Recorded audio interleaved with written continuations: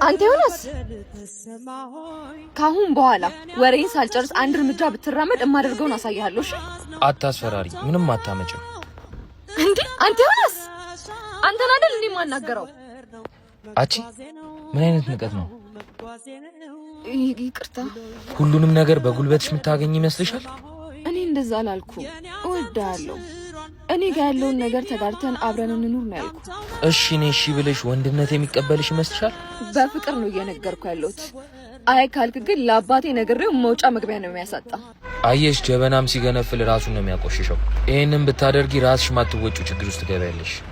አንተ ከኔ ጋር እኩል ልታወራ ነው እንዴ? እኔ ሲጀመር ካንቺ ጋር ማውራት አልፈለኩም። አንቺ ነሽ በግድ እንዳወራሽ እያረግሽኛለሽ። ቆይ ድህነትን ረስተው ነው? እኔን እኮ አንዴ እንኳን በራይድ መውሰድ አትችልም።